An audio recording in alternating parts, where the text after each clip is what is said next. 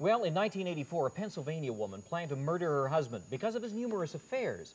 She didn't succeed, but that true life story is the basis for a very, very black comedy, Love You to Death, starring Tracy Ullman, Kevin Kline, and River Phoenix.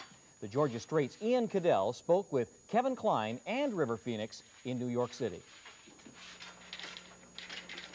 You took a taxi? How could you do that? What's wrong with that? You came here to kill Joey. So what? So it's generally not considered a very good idea to take a taxi to the scene of a crime. Would you like some coffee or tea or something to eat before you get started? I'm playing an Italian immigrant who's living in this country. I guess you could call him an Italian-American, but I don't think he's not, I think he's a very attractive character. I think he's not a mafia person. He doesn't kill people.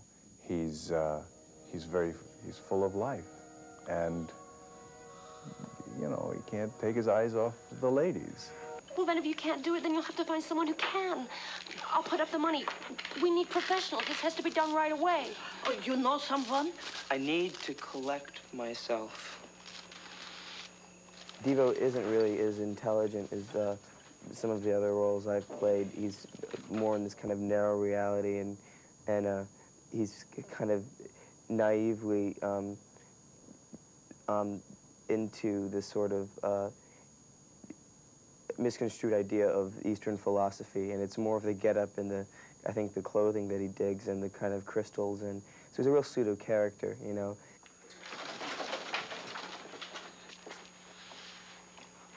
How much can we pay? As much as we have to. Yeah, not too much. When I came and worked on the project,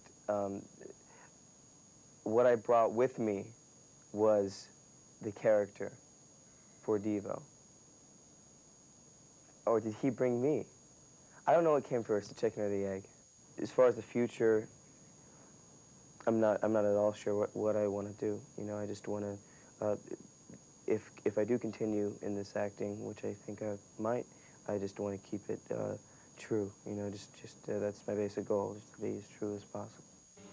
Love You to Death opens in theaters across the country in early April. Hi, I'm Bobby Orr, and you're watching Variety Tonight. He led the Boston Bruins from 1966 to 1976, and when he retired, Bobby Orr was inducted into the Hockey Hall of Fame. At 42, he reflects on his life.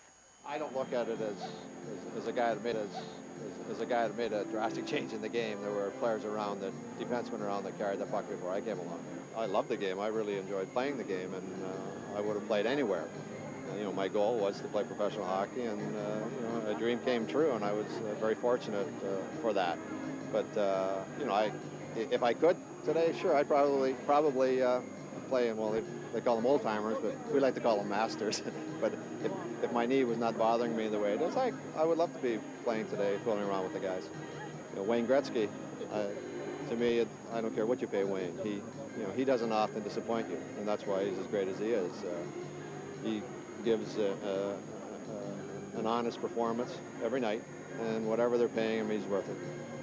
Bobby Orr, a great athlete and a true gentleman. Well, when he hit the stage in the late 60s, people came expecting a female folk singer, and boy, were they in for a surprise. By 73, Alice Cooper's horror show theatrics had made him the largest concert draw in the rock and roll world. However, in the late 70s, plagued by personal problems, Cooper couldn't draw flies, but now Alice Cooper is back with a hit album, Trash.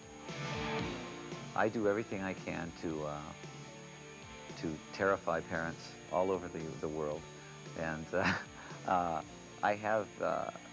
enjoy doing that. I think that's because that there are too many rock heroes and not enough rock villains, and Alice has always been the ultimate rock villain, and I want to keep him being the ultimate rock villain because he's a literary character now.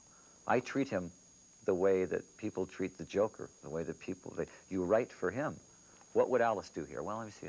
Alice would do that, and Alice would wear this. So I really treat him like a character. So Alice is sort of like a real living literary character. Alice Cooper brought rock theater to its high point, and throughout such antics as playing Las Vegas and appearing on Hollywood Squares and The Muppet Show, Cooper's tongue has remained firmly in cheek. People take rock and roll much too seriously sometimes. Not the music. I take the music very seriously. I take Alice very seriously when it comes to what I do.